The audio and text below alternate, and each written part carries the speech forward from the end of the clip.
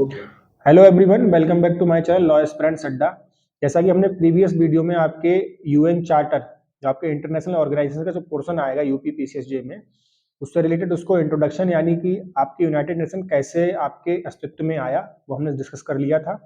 और United nation के article 1 और आर्टिकल 2 अर्थात आपके क्या उसके उद्देश्य हैं और क्या उसके सिद्धांत है, यानी कि यूनाइटेड नेशन किन सिद्धांतों पे कार्य करेगा और उसके मेन मोटिव क्या है, इस संबंध में हम लोग वीडियो डिस्कस कर ली थी। तो अब आप ध्यान रखिए, आगे हम इसमें बढ़ेंगे क्योंकि यूएन चार्टर भी आपको पॉइंट टू पॉइंट यानी कि आर्टिकल वाइज आर्टिकल पता होना चाहिए। आर्टिकल 3, अब हम आज आर्टिकल 3 से स्टार्ट करेंगे। ये बेसिकली आपके क्या है, ये आपके है कि कैसे राज्य इसके सदस्य बनेंगे और यानी राज्यों को सदस्यता कैसे मिलेगी, पहली बात यूनाइटेड नेशन की। दूसरा,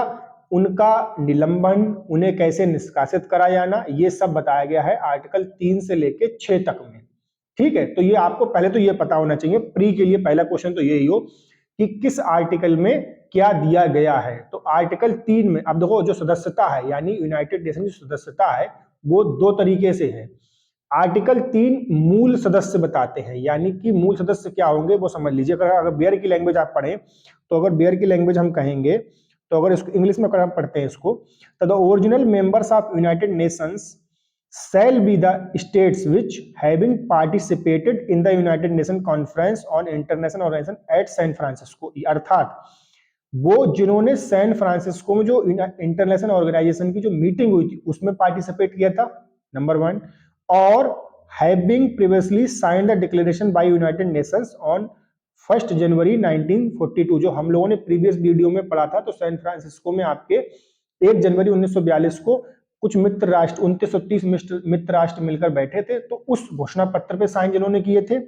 या sign the present charter and ratify it in accordance with article 110, अर्थात 110 के अंतर्गत जो आर्टिकल नंबर इसका जिसमें बताया गया है कि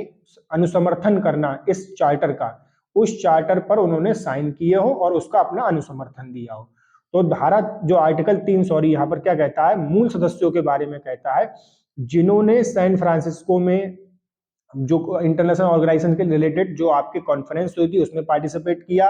उसमें जो घोषणा पत्र था उस पर साइन किए, और जिन्होंने आपके क्या है धारा आर्टिकल 110 के अंतर्गत इन जो प्रेजेंट यूएन चार्टर है इसको रेटिफाई किया था, यानी उसका अनुसमर्थन किया था साइन करके। तो ये तो होगा मूल मेंबर। अब आते हैं नया मेंबर कैसे बनेगा, तो ये आर्टिकल 4, ध्यान रखें ना, नए मेंबर का प्रवेश, एडमिशन ऑफ न्यू स्टेट्स कहां बताया गया है, आर्टिकल 4 में बताया गया है। ये आर्टिकल आपसे पूछा गया है कई बार प्री में। चलो तो इसको समझते हैं। Membership in the United Nation is open to all other peace loving states which accept the obligations contained in the present charter and in the judgment of the organization are able and willing to carry out of these obligations। इसको हम इस प्रकार समझ सकते हैं, इसका कहने का मतलब ये है कि सभी शांति प्रिय राष्ट्र जो इस यूएन चार्टर में जो भी कर्तव्य बताए गए हैं उन कर्तव्यों को स्वीकार करता है और ये इच्छा जताता है कि इन कर्तव्यों को वो पालन करेगा। भाई सबसे पहले क्या कर्तव्य है कि अंतर्राष्ट्रीय शांति सुरक्षा व्यवस्था बनाए रखना है, उसे कोई भी डिस्प्यूट नहीं करना, जैसे इंटरनेशनल पीस क्या हो जाए आपके डिस्टर्ब हो जाए, तो ये कुछ मेन आपके, और जो आपके मान लीजिए जो गरीब राष्ट्र उनको सहायता देना, इस टाइप से कुछ उसके मूल उद्देश्य है उनको फॉलो करता है, तो वो आपके इसका मेंबर बन सकता है। अब मेंबर बनेगा कैसे, तो देखो इसका सेकंड क्लॉज वो क्या कहता है, सेकंड सब क्लॉज क्या कहता है, the admission of any such state to membership in the United Nations will be effected by a